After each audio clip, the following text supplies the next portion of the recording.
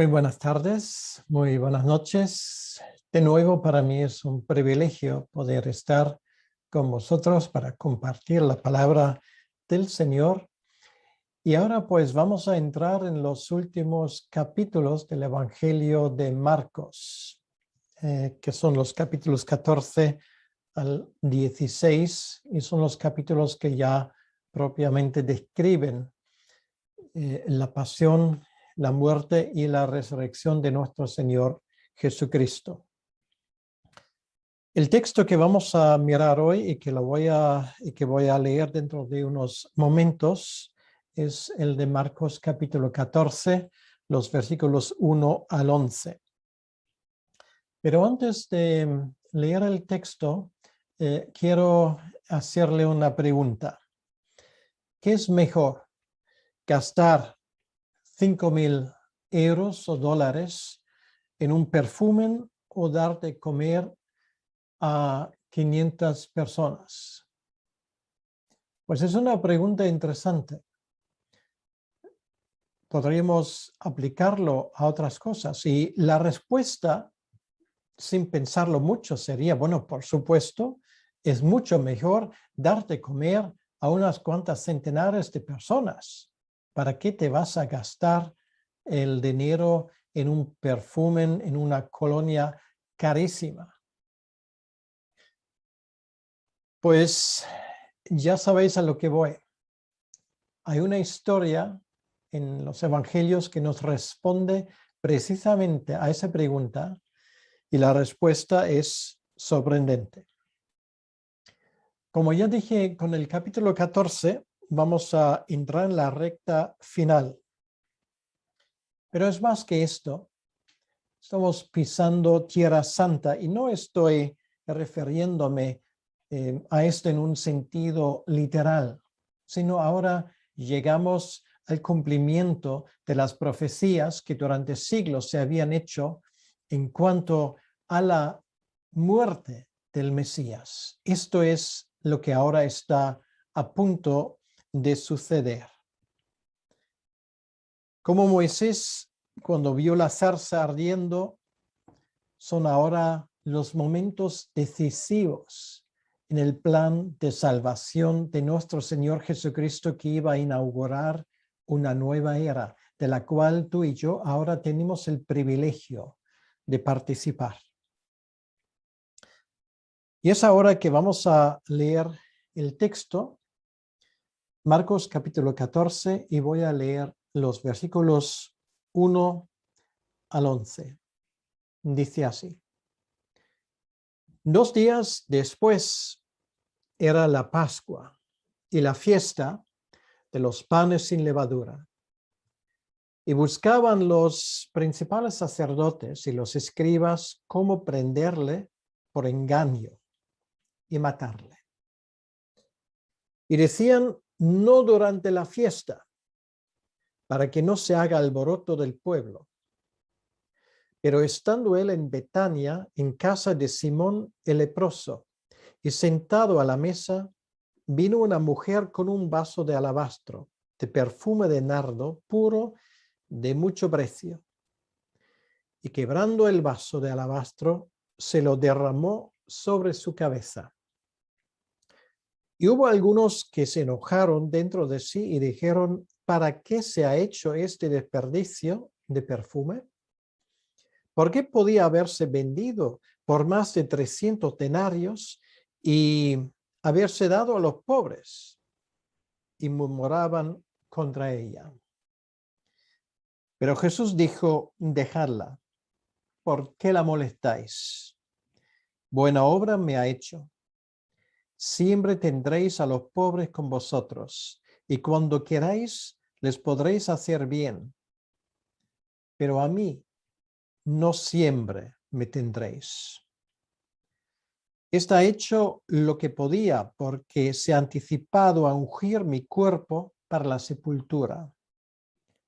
De cierto os digo que donde quiera que se predique este evangelio en todo el mundo, también se contará lo que ésta ha hecho para memoria de ella. Entonces, Judas Iscariote, uno de los 12, fue a los principales sacerdotes para entregárselo. Ellos, al oírlo, se alegraron y prometieron darle dinero. Y Judas buscaba oportunidad para entregarle. Hasta aquí la palabra de Dios. Vamos a orar un momento. Señor, gracias te damos por esas palabras que fielmente nos están recordando las cosas que sucedieron cuando tú ya entrabas en la recta final para conseguir nuestra redención. Gracias, Señor, que aquí no solamente estamos hablando de una historia que ocurrió hace 2000 años, sino que estamos tocando lo sagrado. Señor, te pedimos que tú nos ayudes a que entendamos lo que tú nos quieres decir. Ayúdanos, Señor, a realmente ser capaz, por lo menos de entender un poco de lo que aquí te costó conseguir nuestra redención. Te lo pedimos, Señor, en tu nombre. Amén. Empezamos este pasaje con una palabra que se describe con una palabra que hoy está en la boca de todo el mundo. Es la palabra conspiración. Es una conspiración que tenemos aquí. Hay gente que conspira, que se junta contra nadie menos que el elegido, el Mesías que ha venido realmente para traer salvación a este mundo. Ahora, según nuestro calendario, estamos en el día miércoles de esta última semana del ministerio de nuestro Señor Jesucristo en la tierra. Como dice el texto, ya se está preparando la fiesta de la Pascua. En este caso, pues, caería en jueves, según nuestro cálculo, de los panes sin levadura, que sería al día siguiente, que sería una fiesta que dura 7 días en total, que comúnmente se denomina la fiesta de la Pascua, pero realmente es una fiesta doble, es la fiesta de la Pascua y la fiesta de los panes sin levadura. Ambos tienen que ver con la salida del pueblo de Israel de Egipto. Esto se describe con detalle en el libro de Éxodo, el segundo libro de la Biblia, en el capítulo 12. Tenemos en los versículos 1 al 14 una descripción de la Pascua y simplemente quiero recordarles que esto consistía en el hecho de que los israelitas, para evitar la muerte de la primogenitura, tenían que aplicar la sangre de un cordero a las puertas de sus casas. Y Dios prometió en su momento que por esta razón el ángel de la muerte iba a pasar de esta casa y no habría muertes dentro. Y luego ellos tenían que comer ese cordero deprisa, porque eso sería lo último que harían, porque en esta misma noche ellos saldrían de Egipto. Y a continuación se nos describe cómo Dios manda a los israelitas de hacer un pan especial, un pan sin levadura. ¿Por qué? Porque obviamente cuando haces un pan con levadura, la levadura necesita un tiempo para leudar la masa. Y ese tiempo ellos no tenían. Entonces tenían que hacer pan porque tenían que salir de Egipto, pero no podían usar el procedimiento normal de producir este pan. Por eso pan sin levadura. Salieron con prisa y todo esto desde hace 3.500 años aproximadamente se recoge en la celebración de la fiesta de la Pascua, o el Pesaj en hebreo, y la fiesta de los panes sin levadura. Es la fiesta religiosa que con más tiempo, sin interrupción, se celebra aquí sobre la faz de la tierra y que conmemora precisamente la salida de Egipto. Lo que los judíos no entienden hasta el día de hoy, en su gran mayoría, es que esa Pascua tenía una fecha de caducidad. Y esto está precisamente lo que estamos considerando ahora. Esos versículos y en las próximas semanas, si Dios quiere, pues estos 3 últimos capítulos del Evangelio de Marcos. Cuando se cumple lo que en la fiesta de la Pascua proféticamente se habla de la redención que iba a conseguir nuestro Señor Jesucristo. Y qué ironía, podríamos decir. El Cordero de Dios está a punto de ser sacrificado, pero el Cordero de Dios con mayúscula. Y no era una muerte como, si queremos decir, digamos, al estilo del Antiguo Testamento, sino era una muerte por odio. Era una muerte donde se descargaba la envidia, el rencor, el odio contra ese hombre que iba a venir a dar su vida por nosotros. Por eso se habían reunido los líderes del pueblo, como estamos leyendo en ese versículo 1.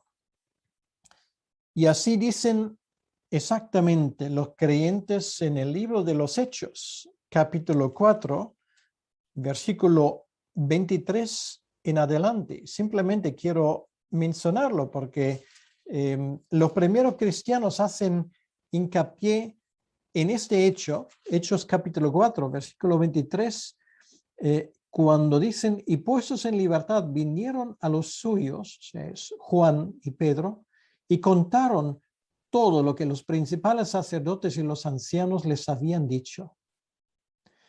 Y luego dice, en el versículo 24 en adelante, cita el Salmo 2. ¿Por qué se amotinan las gentes y los pueblos piensan cosas vanas? Se reunieron los reyes de la tierra y los príncipes se juntaron en uno contra el Señor y contra su Cristo, contra su Mesías. Es exactamente lo que está ahora pasando.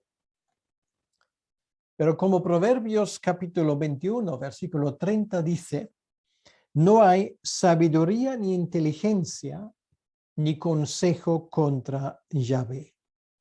Lo que parecía un fracaso, lo que parecía el principio del final del ministerio fracasado de Jesús de Nazaret, realmente formaba parte de ese plan glorioso de la redención.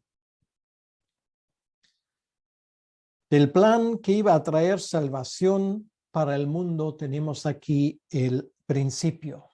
Y esto significa que incluso en los momentos que parece que todo se le escapa del control divino, es cuando Dios está, si cabe decir esto, más en control de las cosas que nunca. Él nunca pierde el control. Y tampoco lo que podría a primera vista parecer un accidente, que las cosas salen del marco previsto, realmente no fue así, porque así los profetas lo habían anunciado desde hace tiempo. Los líderes quieren matar, los líderes del pueblo quieren matar a Cristo en secreto, y esto es muy interesante. No tenían originalmente el plan de matarle durante esas fiestas de la Pascua y los panes sin levadura. Quieren hacerlo en secreto y no precisamente en un momento cuando la ciudad de Jerusalén está a rebosar de gente que había venido no solamente del resto del país, sino de otros países colindantes. ¿Por qué? Bueno, porque aún había mucha gente que le apoyaba, aún gozaba de popularidad. Por esto, en sus planes y en su forma de pensar, no convenía matarle cuando la ciudad estaba llena de gente. Eso tenía que ser algo mucho más discreto. Pero ocurrió algo que iba a cambiar sus planteamientos. Un hombre del entorno de Jesucristo, uno de sus amigos más íntimos. Y así precisamente lo dice el libro de los Salmos. Estaba dispuesto a traicionarle. Esto era una oportunidad inesperada. ¿Por qué? ¿Qué era precisamente la causa? ¿Cuál era la razón que llevaba a Judas Iscariote a traicionar a su maestro? El acontecimiento que ahora vamos a considerar da la respuesta. Y para esto vamos a retroceder. Marcos no lo dice, pero realmente la historia que él nos cuenta ocurrió ya 4 días anteriores, cuando Jesús, antes de entrar en Jerusalén, hizo una pausa en el pequeño pueblo de Betania. Bueno, allí detrás tengo una, como diríamos, una postal que demuestra cómo ese pueblo podría haber sido en los tiempos de Jesucristo, realmente un pueblo pequeño, y era el lugar donde vivía Lázaro y Marta y María, muy buenos amigos de Jesucristo. Y esto es donde empieza el versículo 3, y en los versículos 3 al 9 tenemos la historia de la unción del Mesías. Bueno, realmente la palabra Mesías en hebreo significa el ungido, y es lo mismo que significa en griego. Christos significa, de ahí viene nuestra palabra Cristo, significa ungido o el ungido. Y es el momento cuando, para decirlo de forma oficial, es ungido, en ese caso no para su ministerio, sino para su sepultura. Era, como acabo de decir, el día anterior de la entrada en Jerusalén. Entonces, si vamos hacia atrás, pues sería, según nuestro cálculo, el sábado por la noche. Es cuando precisamente el día Shabbat había terminado y ya se podía otra vez juntarse y tener conversación también con amigos. Estamos en Betania y estamos en la casa de Simón el leproso. A lo mejor la casa era la más grande de Betania, no estamos del todo seguros, pero allí finalmente después se celebró también el hecho de su resurrección. Y allí en esa casa había mucha gente cenando. Y bueno, creo que eso ya lo sabemos, no estaban sentados alrededor de una mesa, sino estaban reclinados, tumbados. Y allí está, entre otras, también María, la hermana de Lázaro, está Marta, y bueno, esa María, la mujer, la hermana de Lázaro, es una mujer muy interesante porque se la encontramos 3 veces en la Biblia. La primera vez la encontramos en Lucas capítulo 10, versículo 39, cuando está a los pies del Señor escuchándole, en esa famosa historia. La segunda vez, esto lo recoge Juan, la encontramos a los pies del Señor de nuevo para ser consolada cuando murió Lázaro. Entonces, la tercera vez, cuando la vemos, esto fue a los pies del Señor para mostrarle su amor y reverencia. Y esto es lo que tenemos ahora, esa historia. Dice el texto: estando él en Betania, en casa de Simón el leproso, y sentado a la mesa, vino una mujer con un vaso de alabastro de perfume de nardo puro de mucho precio. Y quebrando el vaso de alabastro, se lo derramó sobre su cabeza. Este recipiente con el perfume de nardo no era un producto de la tierra. Esto vino de muy lejos. Vino de la India, país que en el Antiguo Testamento se llama Ofir, donde ya el rey Salomón mandaba sus barcos para traer cosas de mucho valor. Entonces, se puede imaginar que esto costaba una fortuna porque esto había que traerlo o bien por vía marítima o bien con caravanas. Entonces, como el texto muy bien dice, era carísimo y no estaba al alcance de todo el mundo. Parece que la mujer había metido ahí sus ahorros para conseguirlo. Lo que los discípulos no querían entender, ella entendió. Estaba cerca la muerte de Cristo. Por lo menos una persona parece que lo ha notado y sabe que esto era un momento especial. Bueno, la gente estaba comiendo, estaba a punto de caer la fiesta de la Pascua. Era el momento de estar alegre, de estar juntos de nuevo. Pero ella ve más allá de las cosas y ve que esto es su única y su última oportunidad de hacer algo especial. Le unge como un rey y le prepara para su sepultura. Y obviamente desde hace 2000 años solemos los seres humanos que leemos esto hacernos la pregunta: ¿realmente le damos a Jesucristo lo mejor que tenemos? Es una pregunta que tú y yo, cada uno de nosotros, tiene que responder. ¿Le damos lo mejor que tenemos? ¿Le glorificamos con nuestros bienes? ¿Le glorificamos con lo que Él nos ha dado de una forma generosa? No para que los demás nos noten, no para ganar puntos para con Dios, sino simplemente como acto de amor hacia nuestro Señor en sí.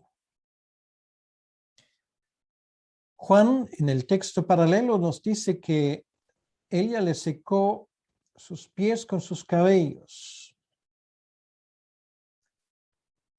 Sus cabellos, que dice 1 Corintios que es la gloria de una mujer.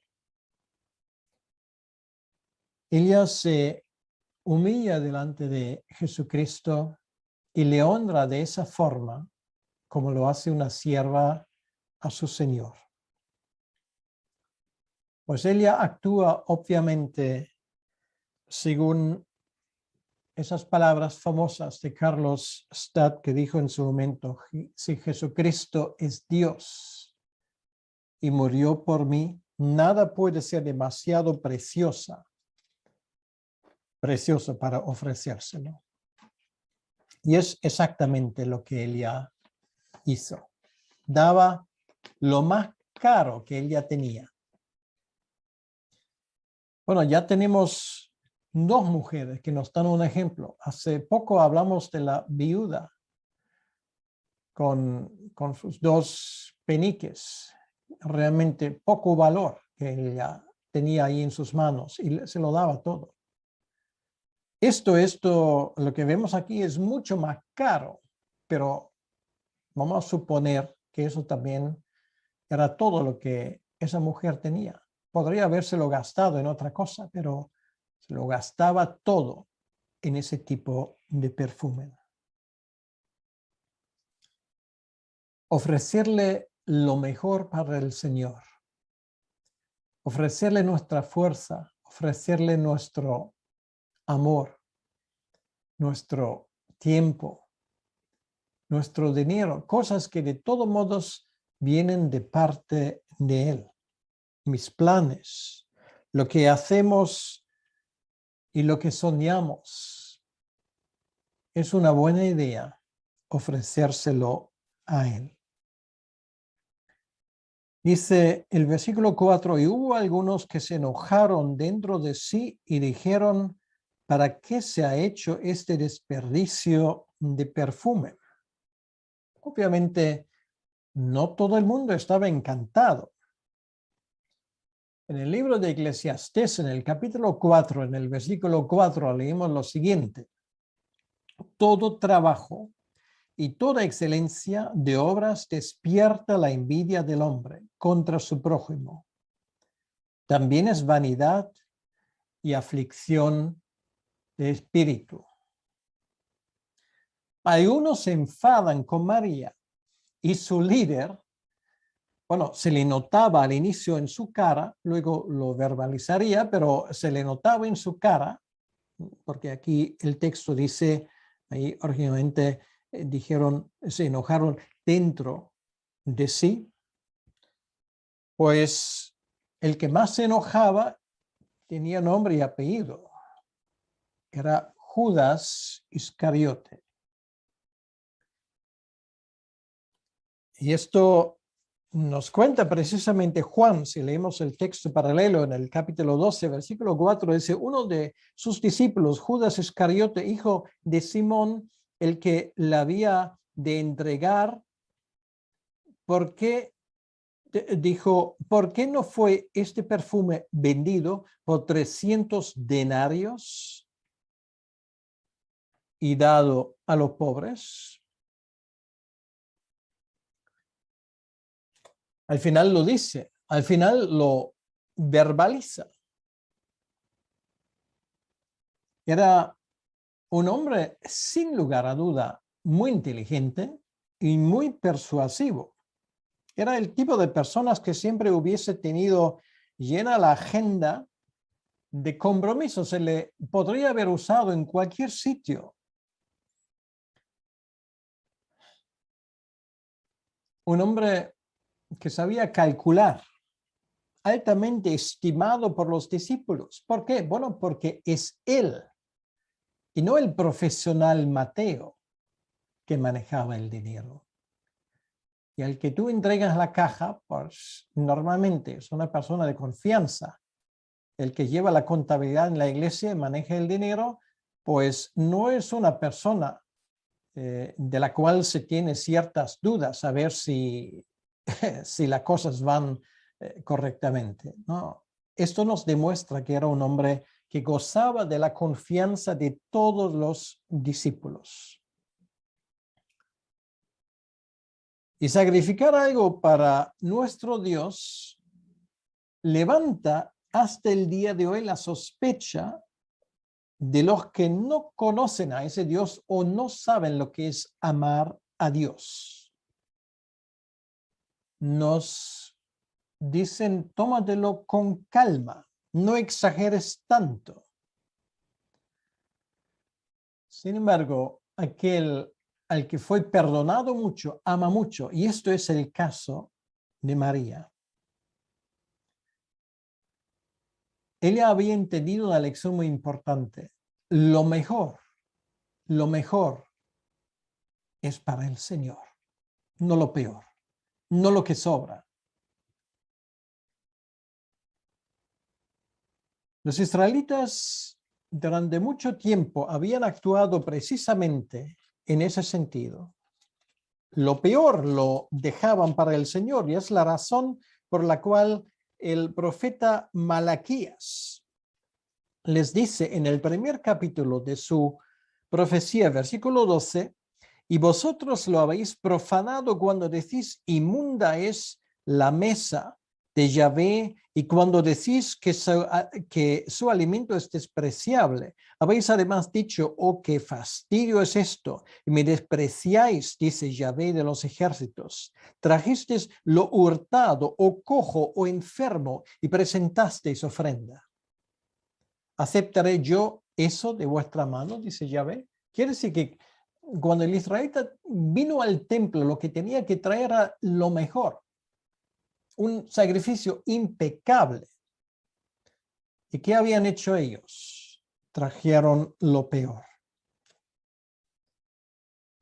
El que lo había entendido era el rey David, que dice en 2 Samuel capítulo 24, versículo 24, no ofreceré al Señor mi Dios holocaustos que no me cuestan nada.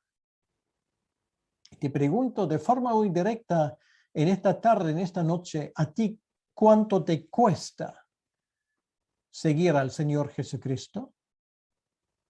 ¿Qué es lo que tienes para Él? Nuestro grado de amor que tenemos para el Señor se muestra en lo que estamos dispuestos a darle. Podemos estar muy cerca de Cristo de forma exterior, pero muy lejos de Él en nuestro corazón. Y es cuando el olor podrido del infierno se mezcla con el olor fragante del sacrificio. Judas presenció los milagros de Jesús. Él le escuchó todos los días durante 3 años y medio, predicando y anunciando la venida del reino de Dios. Pero interiormente no había cambiado nada. Su corazón era un corazón frío y lejos de Él. Y por eso se escandaliza. A primera vista, movido por un humanismo tremendo, este dinero se podría haber dado a los pobres para echarles una mano. En el versículo 5 leemos la cifra. Podría haberse vendido esto por más de 300 denarios, que era aproximadamente el sueldo anual de un israelita por medio, y haberse dado a los pobres. Y murmuraban contra ella. La generosidad de esa mujer se vuelve contra ella. En Juan capítulo 6, versículo 7, leemos que 200 denarios no eran suficientes para dar un trozo de pan a 5,000 personas. Quiere decir que el valor del perfume era mucho más grande. Y ya lo digo, esto correspondía aproximadamente a un salario anual de un trabajador. Ahora puedes hacer tus cálculos de qué cantidad de dinero estamos hablando en términos de hoy. El Señor sabía, por supuesto, de Isaías 53, versículo 9, de esa profecía que iba a ser sepultado con los ricos. Y así lo aceptó. Esta sepultura iba a ser la sepultura digna de un rey. Iba a tener una tumba de primera categoría que otro luego se lo cedería y además sería ungido como un rey. Pero volvemos a las palabras de Judas. ¿No son conmovedoras? Digno de un premio de Nobel de la Paz, el hombre que solo piensa en los pobres. Qué preocupación por los marginados y aquellos que no tienen las mismas oportunidades que los demás. Pero mucho cuidado, no todo lo que reluce es oro. Y no toda palabra llena de aparente humanismo realmente brota de un corazón que tiene amor por esa gente. Juan capítulo 5, versículo 6 nos dice que ese hombre era un ladrón. No está preocupado por los pobres, sino por su bolsillo. Si María hubiese ingresado esos 300 denarios a la caja de Judas que él manejaba y que él administraba, él se hubiese quedado con una buena parte de ello, pero no precisamente para dárselo a los pobres. Pero los demás parece que no notan nada, no piensan, no distinguen, no observan. Bueno, esto no ha cambiado hasta el día de hoy. Y por eso no les llama la atención esa aparente contradicción. Qué fácil es ser manipulado, sobre todo si el argumento parece lógico. Pero lo lógico no siempre es lo acertado en los ojos de Dios. tampoco era lógico que Dios enviase a su Hijo y que muriera en nuestro lugar en una cruz. ¿Te parece lógico esto? El murmurar siempre es algo malo y está prohibido claramente en la Escritura. Pero Jesús viene a la defensa de María y dice, dejadla. ¿Por qué la molestáis? Buena obra me ha hecho. Si una obra es buena o no, no se decide por el grado de aceptación que le da una mayoría. Si una obra es buena o no, no se decide democráticamente. El que lo decide es Dios. Y al Señor le gusta un dador alegre.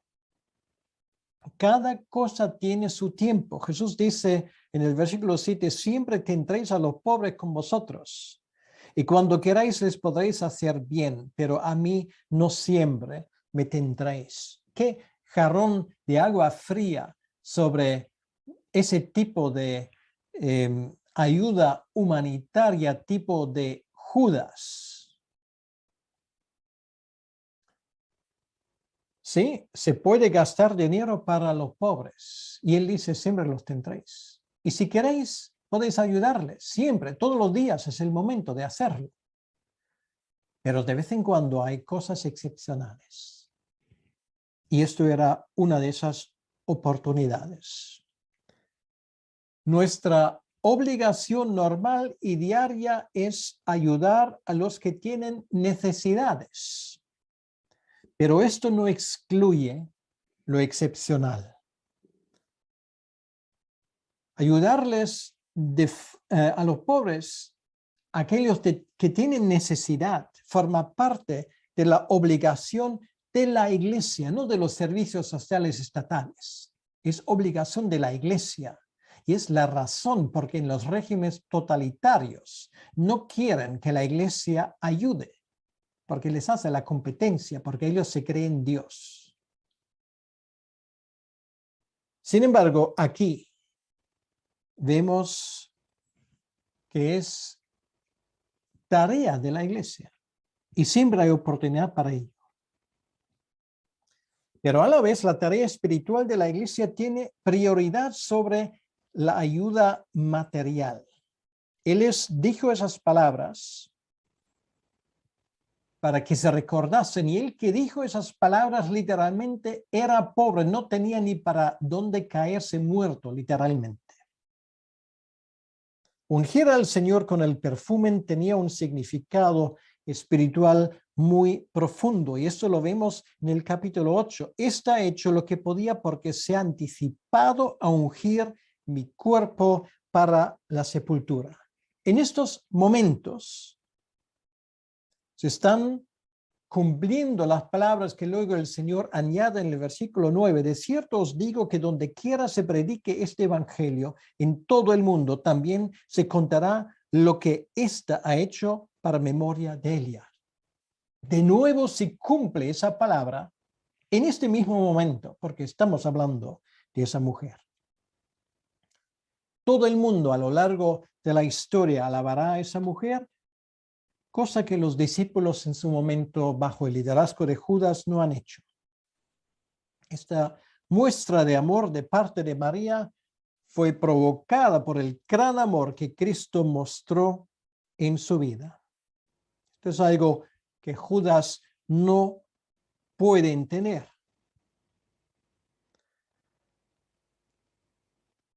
Y finalmente, esto fue la gota del vaso que hizo colmar el vaso.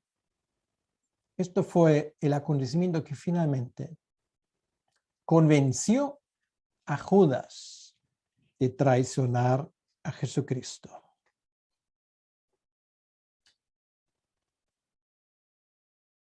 Ese amor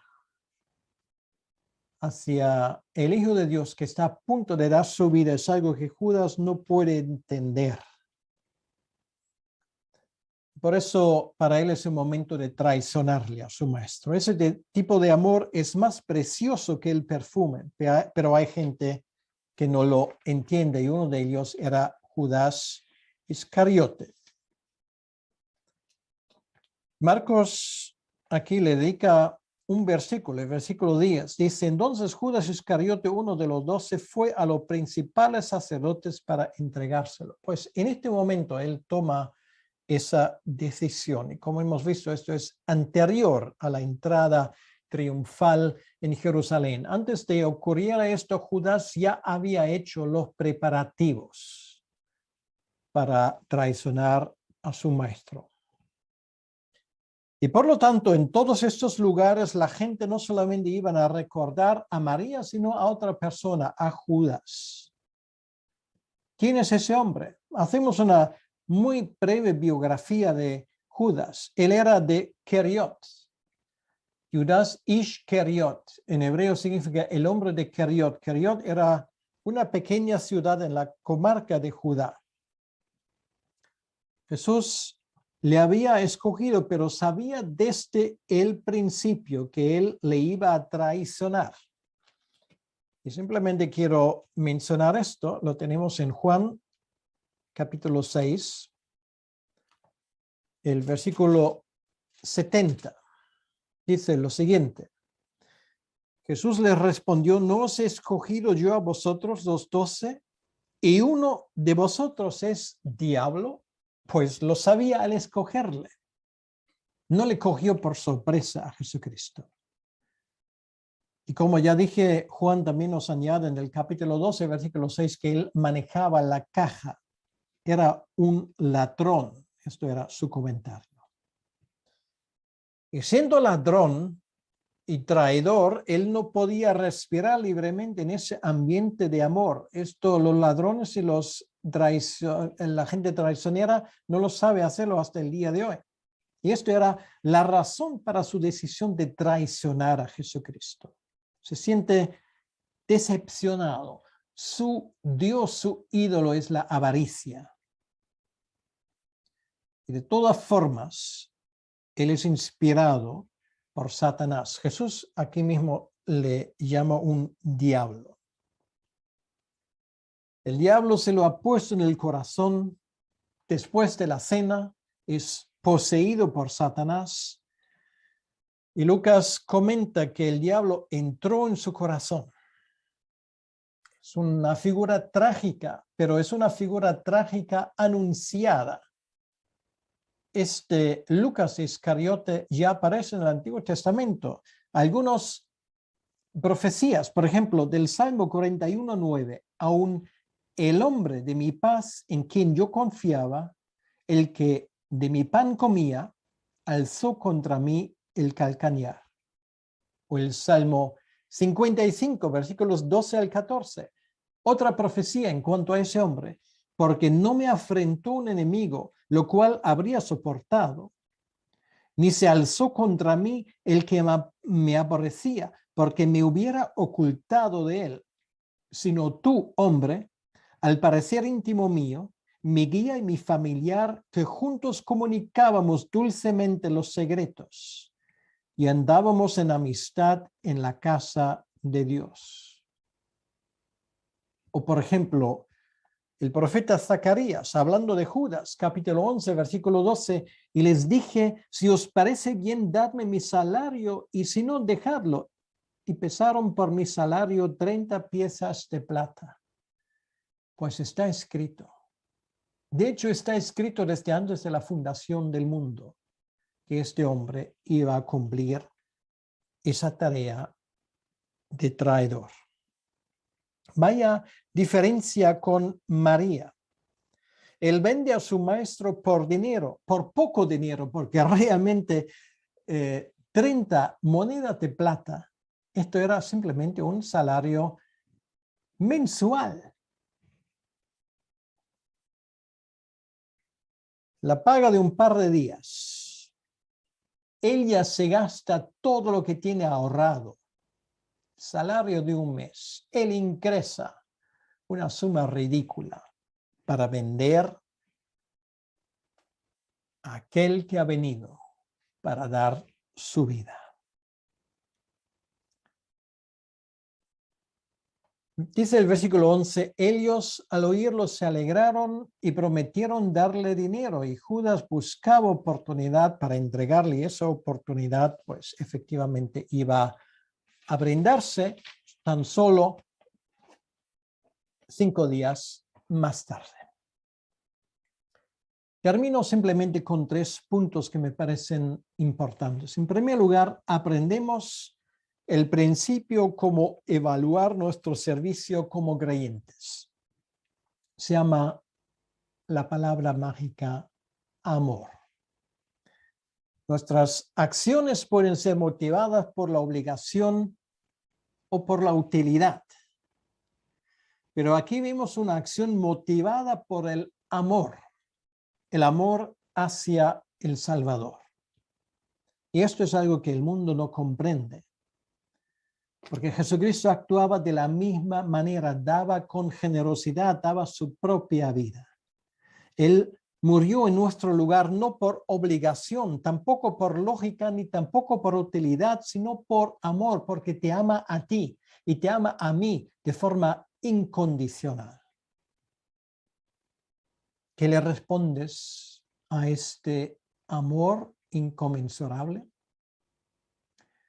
En segundo lugar, María es un ejemplo en cuanto a su valor, su entendimiento. Ella, por su acción, nos brinda un ejemplo de lo más bonitos en cuanto al significado de la muerte de nuestro Señor. Ella rompe el frasco y de la misma manera iban a romper literalmente el cuerpo de Cristo, el ungido. ¿Y qué sale del frasco? Sale un aroma que poca gente tenía el privilegio de oler.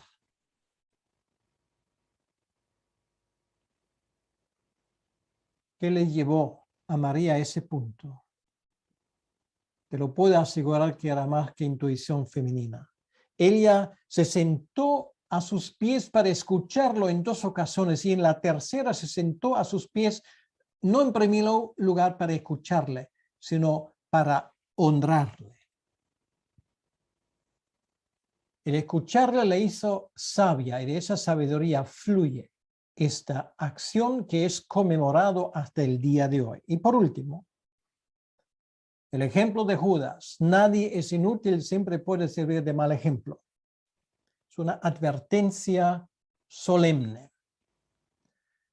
¿Sería posible que también en este momento, entre los que me escuchan, o sea, en directo a través de Facebook o de YouTube, sería posible que también hubiese presente una persona o personas que tienen el corazón dividido? Es peligroso jugar con fuego, porque de pronto de ese fuego te puede devorar. Con mucho gusto el diablo espera una oportunidad para llenar tu corazón. Y quiero decírtelo en ese momento, mi querido amigo, que estás dudando, que estás vacilando entre lo que hizo María y lo que hizo Judas. ¿A quién vas a seguir? ¿Al buen ejemplo de María, escuchando, humillándote delante del Señor, o al ejemplo de Judas, que solamente pensaba en lo que podía tocar, el dinero, lo que ingresaba en su cuenta? 2000 años han pasado. María estará en la presencia del Señor gozando para siempre de esa gloria indescriptible que tiene con su Señor. Judas, desde hace 2000 años, sufriendo las consecuencias de sus hechos en el infierno, según el testimonio de la Escritura. ¿Dónde vas a pasar la eternidad? ¿Quién será tu ejemplo? ¿Qué se dirá de ti en algún momento? Vamos a orar al Señor. Señor, te damos las gracias. En esta mañana, en esta tarde o en esta noche, según donde estemos ubicados en este mundo, Y te pido, Señor, que tú bendigas las palabras de tu sagrada escritura en nosotros. Señor, que lo que hemos escuchado realmente nos haga sabios para que entendamos lo que nos quieres decir. Y te pido particularmente por esas personas que están dudando de momento a quién seguir, a María o a Judas. Y te pido por aquellos que confesamos que te amamos. Señor, ayúdanos a ser generosos con nuestra forma de expresarlo. A veces hay momentos para apoyar a los pobres. Y a veces hay momentos para hacer algo grande, para glorificar al Señor, que le traiga honra y gloria a Él. Te lo pedimos, Señor, en tu nombre y para tu honra y tu gloria. Amén. Que el Señor te bendiga.